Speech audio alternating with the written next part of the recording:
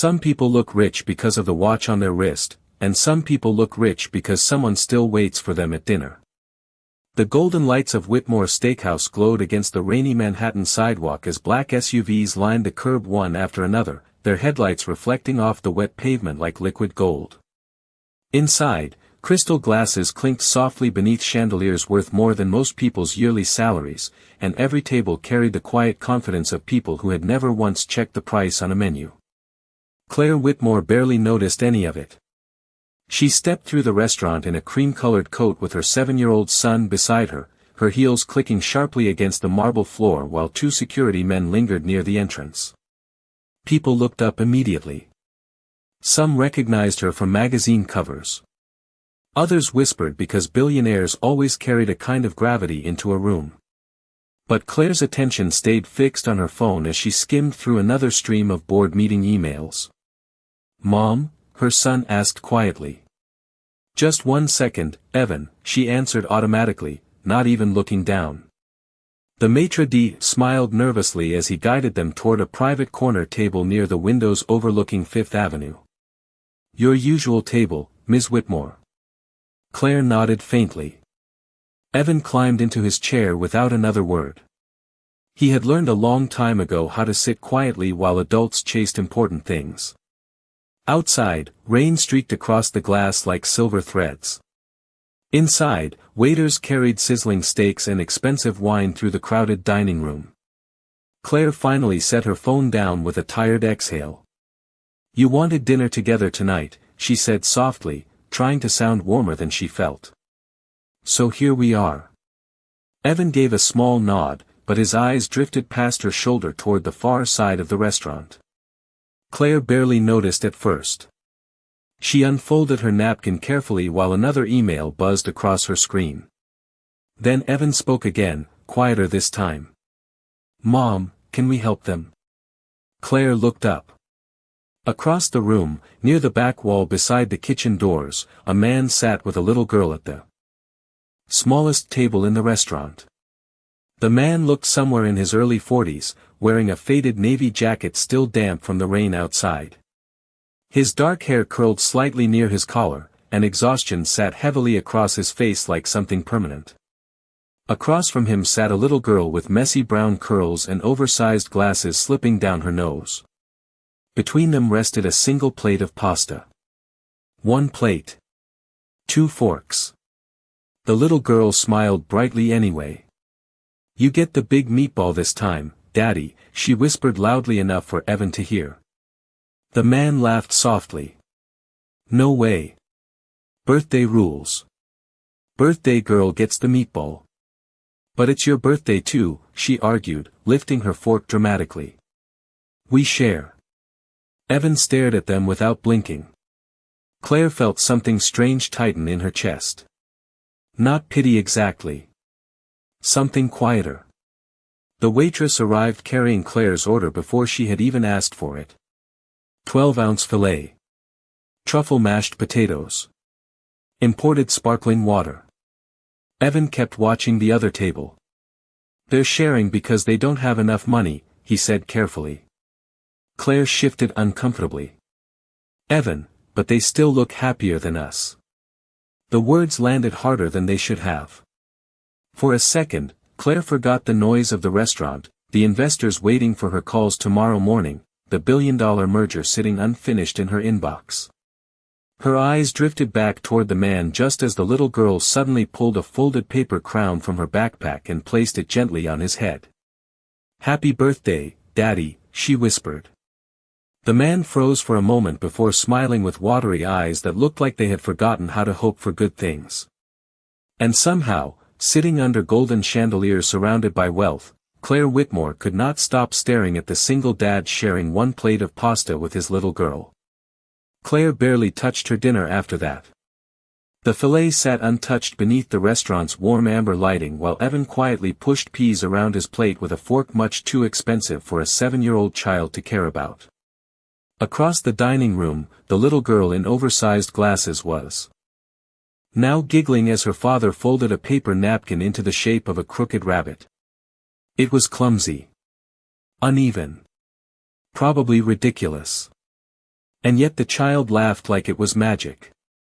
Claire could not remember the last time laughter sounded that honest near her. "Do you think he is poor?" Evan asked softly.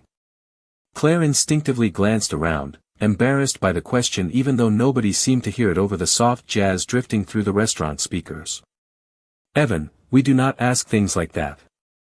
"Why not?" he whispered. "Everybody already knows we are rich." The innocence in his voice made the truth impossible to avoid.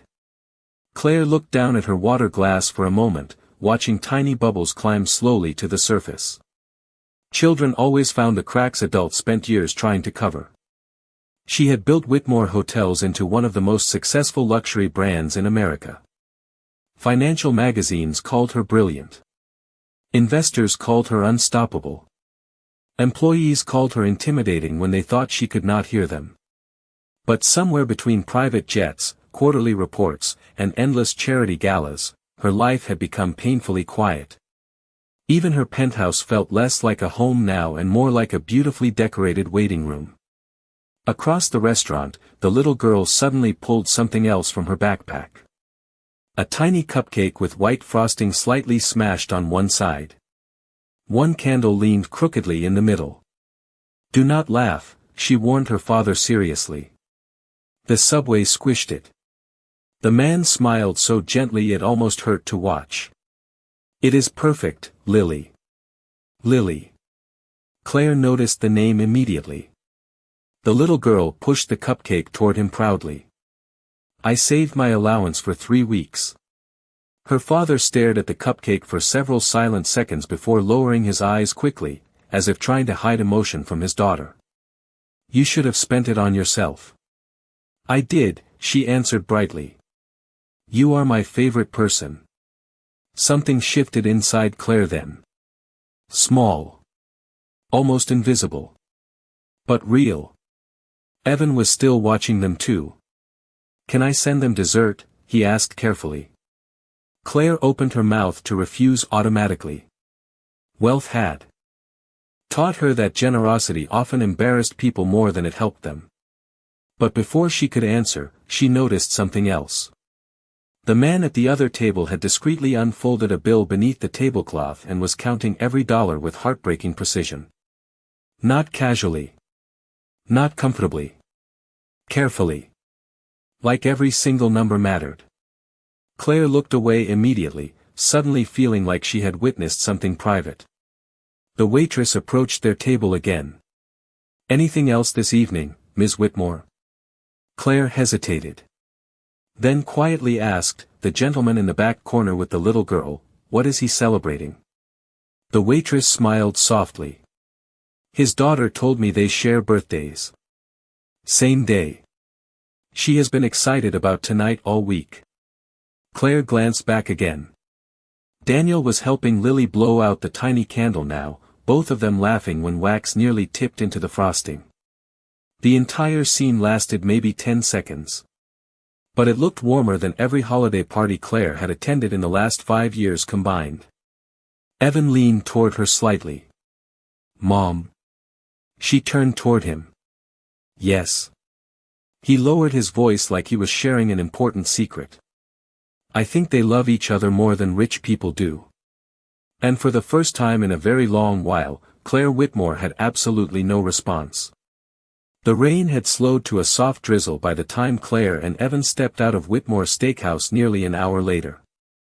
A doorman rushed forward with a black umbrella while a driver opened the rear door of the waiting SUV, but Evan stopped halfway down the sidewalk.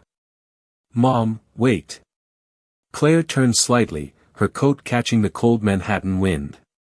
Across the street, beneath the pale glow of a subway entrance sign, Daniel was kneeling beside Lily, carefully wrapping his scarf around her small shoulders while she yawned sleepily into his chest. The paper birthday crown still sat crooked on his head. Lily giggled and fixed it for him with tiny hands. Claire watched the way he smiled at his daughter. Not distracted. Not rushed. Fully there. She could not remember the last time someone looked at her like they had nowhere else in the world they needed to be. "We should go," Claire said quietly, though her voice lacked conviction. But Evan kept staring. "He looks like Dad used to." The words hit so suddenly Claire forgot how to breathe for a second. Her late husband had been gone almost 4 years now, yet grief still arrived unexpectedly, like rain through a cracked window nobody noticed until the floor was soaked. Evan rarely spoke about him anymore. That almost hurt worse. Claire swallowed carefully. "Your father loved you very much." Evan nodded faintly without looking away from the sidewalk scene across the street. "I know. But he stopped laughing before he died." Claire's chest tightened. Daniel suddenly lifted Lily into his arms, pretending she weighed 1,000 pounds while the little girl squealed dramatically. The sound echoed softly through the rainy night air. Claire noticed other people watching them too now. Strangers smiling briefly as they passed. Nobody cared about Daniel's worn jacket or scuffed shoes. They only saw love. Simple. Honest. Unhidden. The SUV engine hummed quietly beside her. Claire finally slid into the leather back seat, but even after the door closed, her eyes remained fixed on the father and daughter disappearing down the subway stairs together. The city lights blurred against the rain-streaked windows as the car pulled away from the curb. Evan leaned sleepily against her side a few minutes later. "Mom. Are rich people allowed to ride the subway?" Claire almost smiled. "Technically, yes. Then why do we never do normal things?" The question lingered heavily between them while traffic crawled past glowing storefronts and crowded Manhattan intersections. Claire glanced down at her son. At 7 years old, he owned custom-tailored suits, attended elite private schools, and lived 30 floors above Central Park in a penthouse larger than most people's homes. Yet somehow he sounded lonely asking about subway rides. Back at the penthouse, silence greeted them immediately. Floor-to-ceiling windows overlooked the glittering skyline while soft automated lights illuminated marble countertops and expensive modern art. Everything looked perfect. Everything felt cold. Evan disappeared quietly toward his bedroom after kissing her cheek goodnight. Claire stood alone near the kitchen island, slipping off her heels with visible exhaustion. Her assistant had already left tomorrow's itinerary on the counter. Investor breakfast at 8. Charity board meeting at noon. Interview with Forbes at 4. She stared at the schedule blankly before reaching for a glass of water. Then something caught her attention. A folded piece of paper sat near Evan's backpack. Claire picked it up slowly. It was a drawing done in crayon. 4 stick figures sitting around a dinner table beneath bright yellow stars. One little figure wore glasses. Another wore a paper crown. Across the top, Evan had written carefully in uneven handwriting, "The happiest table in the restaurant." Claire stared at the drawing for a very long time while somewhere deep inside the enormous silent penthouse, something that had been asleep for years quietly began to wake up. The next morning, Claire woke before sunrise to the familiar sound of silence. No cartoons playing from a television. No laughter echoing down hallways. Just the low hum of Manhattan traffic 30 floors below and the soft ticking of the designer clock mounted beside her bedroom fireplace. For years she had told herself silence meant success. Silence meant efficiency. Control. Peace. But lately it felt more like absence.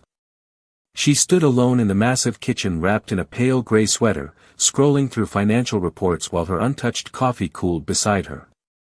Outside the penthouse windows, New York slowly brightened beneath heavy clouds. Her phone buzzed again. Another investor email. Another urgent request.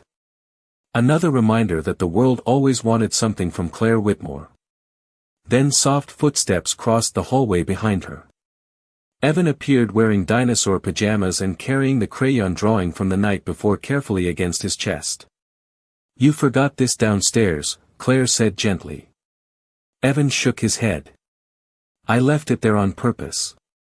Claire frowned slightly. "Why?" He hesitated. "Because maybe if you saw it again this morning, you would smile." The honesty in his voice caught her off guard. Children did not know how to soften painful truths. They simply handed them to you carefully and waited. Claire looked down at the drawing once more. 4 people at one table. Yellow stars overhead. The happiest table in the restaurant. Did you really think they looked happier than us? She asked quietly. Evan nodded immediately. They talked to each other. Claire looked away first. A few hours later, she sat inside the back seat of another black SUV heading downtown for a charity board meeting while rain tapped steadily against the windows again. Her assistant, Marianne, reviewed schedules beside her. Tonight you have dinner with the investors from Chicago at 7. Claire barely listened. Her eyes drifted absent-mindedly toward the crowded sidewalks outside. Then suddenly she sat forward slightly. Stop the car. Marianne blinked. Excuse me. Stop the car. The driver pulled toward the curb near a small music store tucked between a laundromat and a deli. Through the fogged storefront window, Claire recognized him immediately. Daniel sat at an old upright piano near the back of the shop while Lily spun slowly beside him in a blue raincoat 2 sizes too big for her tiny frame. Claire stared silently as Daniel played something soft and beautiful, his fingers moving across the worn piano keys with quiet confidence. The entire little shop seemed warmer because of the music. Even strangers passing outside slowed down near the window. Lily noticed Claire's SUV first.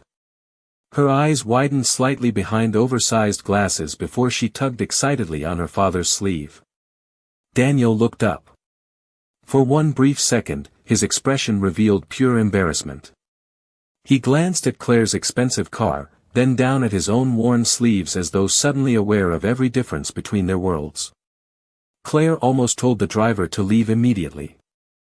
Instead, before she could rethink it, she opened the car door and stepped into the cold rain. Daniel stood awkwardly as she entered the little music shop. Up close, he looked more tired than she remembered. But his eyes were kind. Very kind. Lily smiled brightly. It is the birthday restaurant lady. Claire surprised herself by smiling back. And you are the cupcake girl. Lily gasped dramatically. Daddy, she remembered me. Daniel gave a small apologetic laugh. Sorry about that. She talks to everybody. That is not a bad thing, Claire answered softly. Then her eyes drifted toward the piano. You play beautifully. Daniel hesitated before looking down at the keys again. Not professionally anymore. There was something hidden beneath those words. Something heavy. Claire could feel it immediately. And as the rain continued tapping softly against the shop windows, she realized this was the first conversation she had enjoyed in longer than she could remember. Claire told herself she was only being polite when she returned to the little music store 3 days later. That was the explanation she repeated in her mind while stepping out of another black SUV in a tailored wool coat worth more than most monthly rents in Manhattan. Polite. Curious, maybe. Nothing more. But deep down, she knew that was not entirely true. The sound of piano music had stayed with her long after leaving the shop. It lingered in quiet elevators, empty boardrooms, and the enormous silence of her penthouse at night.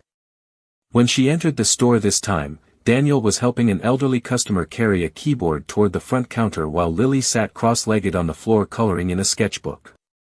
The little girl looked up first and immediately smiled. Daddy, the restaurant lady came back. Daniel turned quickly, surprised enough to almost drop the keyboard stand in his hands. Claire laughed softly before she could stop herself.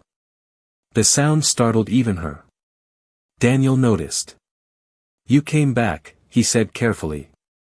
I suppose I did. Lily closed her sketchbook dramatically. I knew she would. Claire crouched slightly beside her. How did you know? Lily grinned proudly. Because sad people always come back when they hear nice music. Daniel looked visibly embarrassed. Lily, what? she whispered loudly. It is true. Claire should have been offended by the word sad. Instead, something about the child's honesty felt strangely comforting. She glanced around the tiny shop again. Dust floated through warm afternoon sunlight near the windows while old vinyl records lined crooked wooden shelves. Nothing matched. Nothing was polished. Yet somehow the room felt more alive than Claire's entire penthouse. Daniel wiped his hands on his jeans awkwardly. Can I get you coffee or something? Claire almost declined automatically. Rich people were always rushing somewhere. Meetings. Flights. Galas. But for the first time in years, nowhere else suddenly felt important. Coffee sounds nice. 10 minutes later, the three of them sat around a tiny round table near the back of the shop drinking cheap coffee from paper cups while Lily colored quietly beside them.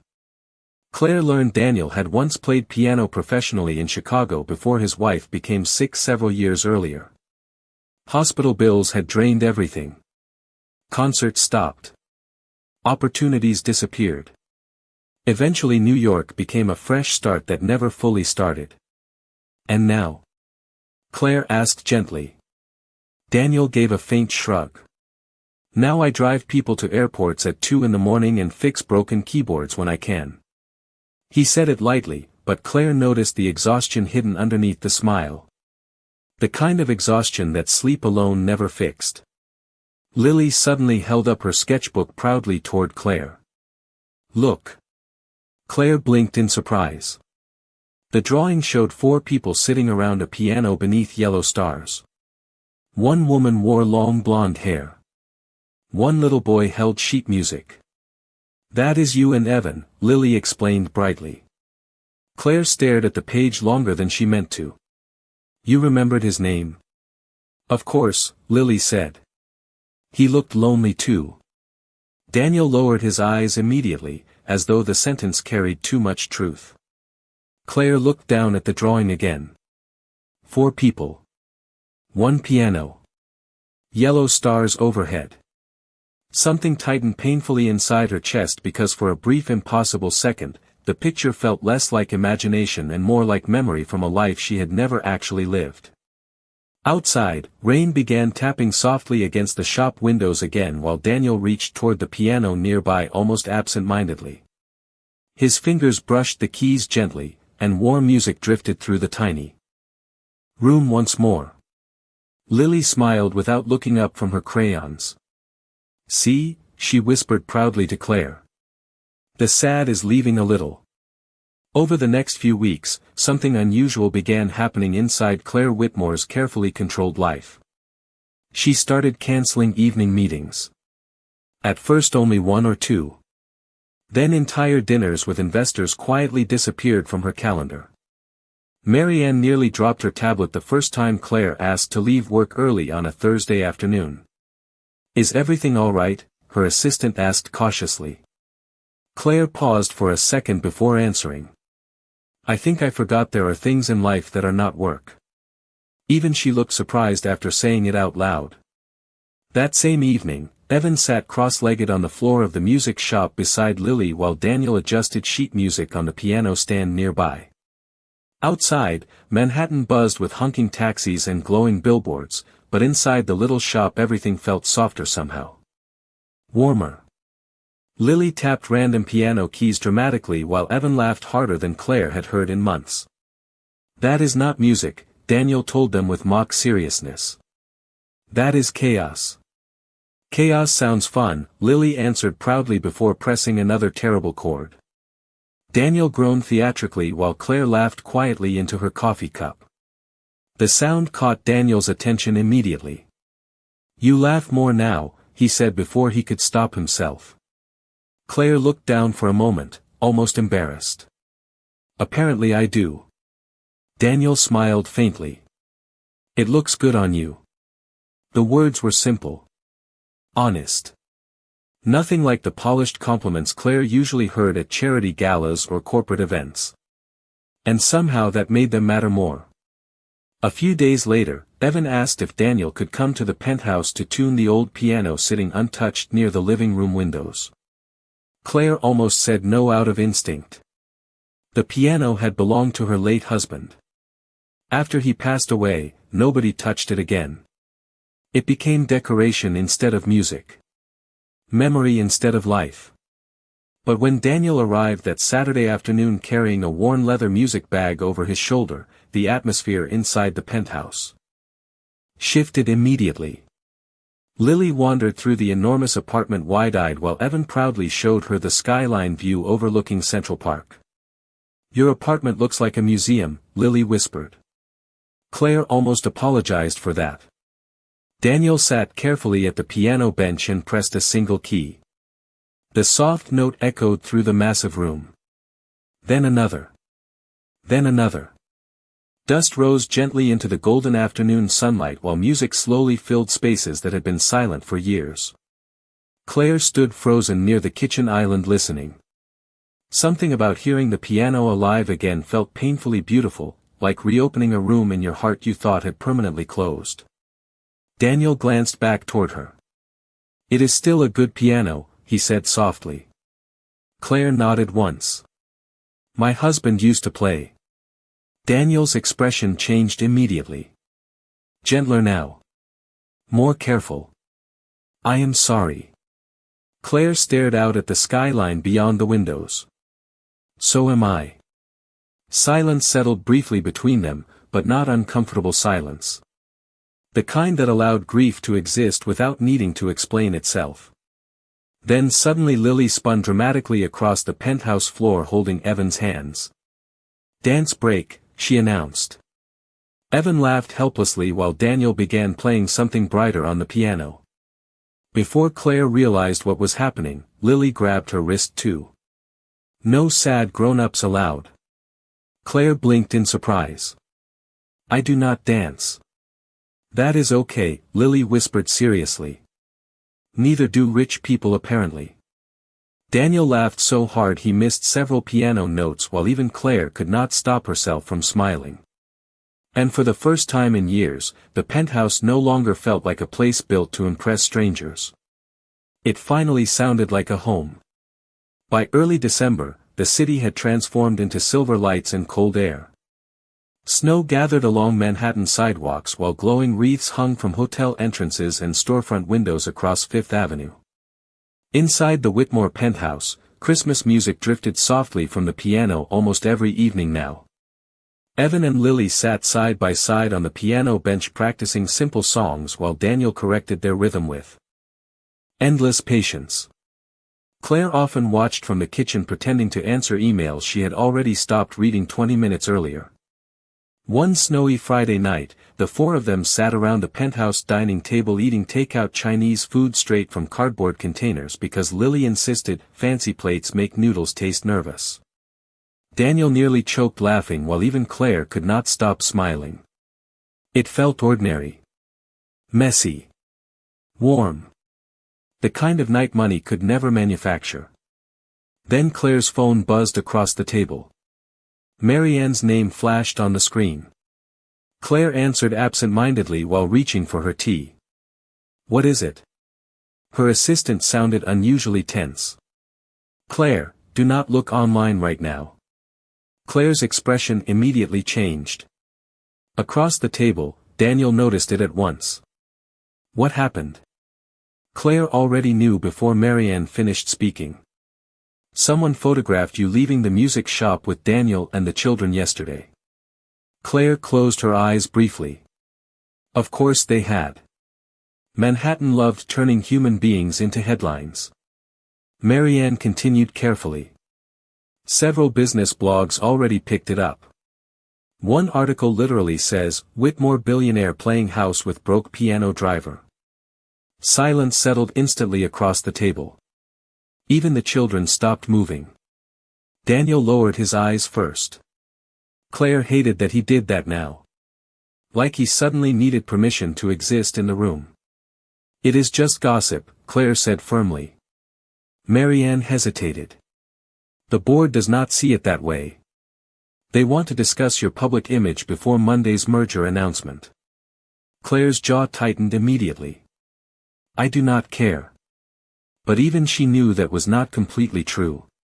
Whitmore Hotels depended on investors. Investors depended on appearances. And appearances depended on control. Daniel quietly stood from the table before anyone noticed the shift in his expression. I should probably get Lily home. Claire looked up immediately. Daniel, it is okay.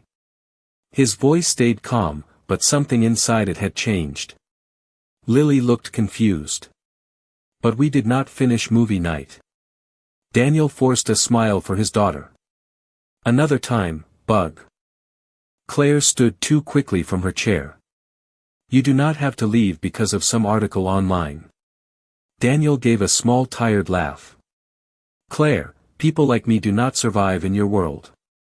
The sentence hurt more than she expected because part of her feared he believed it completely. Evan suddenly pushed his chair back hard enough to startle everyone. That is stupid, he snapped quietly. All three adults looked at him in surprise. Evan rarely raised his voice. His eyes were already watering. You are the only people Mom actually smiles around. Claire's chest tightened immediately. Daniel looked away toward the windows overlooking snowy Manhattan. Evan, no, the little boy whispered. Every time something finally feels happy, adults ruin it. Nobody spoke after that. Lily slowly reached for Daniel's hand while Claire stood frozen beside the dining table surrounded by untouched noodles and cooling tea. Outside, snow continued falling softly over the city while somewhere nearby the piano sat silent again for the first time in weeks.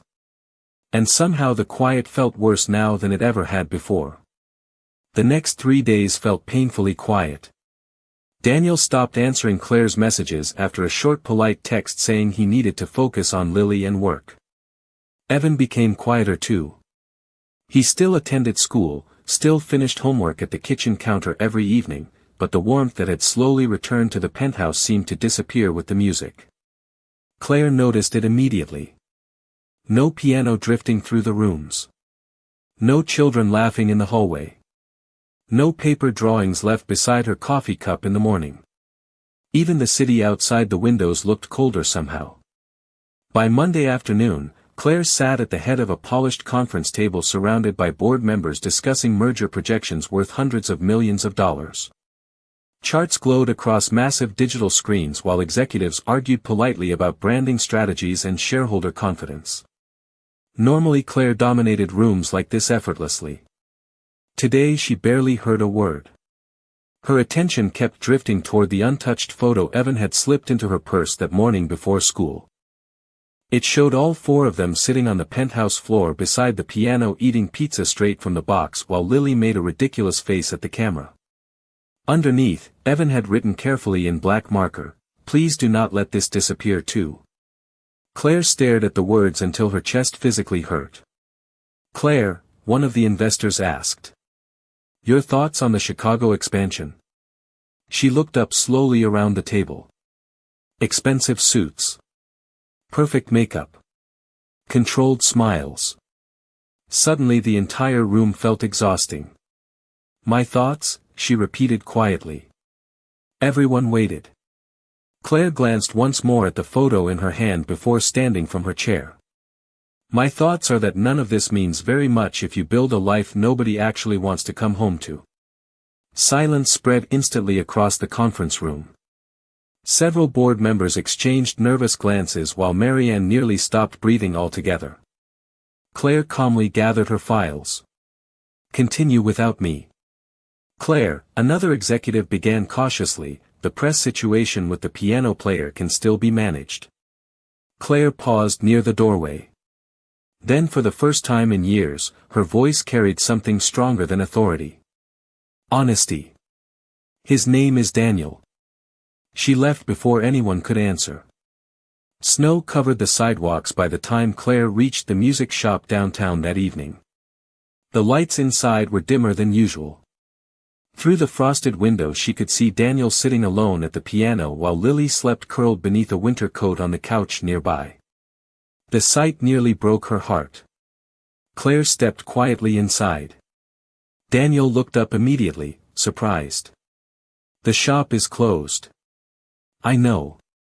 He studied her expression carefully. Then why are you here? Claire removed her gloves slowly, suddenly nervous in a way billionaire boardrooms had never made her feel. Because I think I spent years confusing being admired with being loved. Daniel said nothing.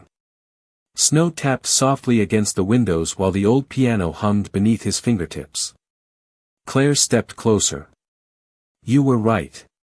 People like you do not survive in my world. His eyes lowered slightly. Then Claire continued softly, so.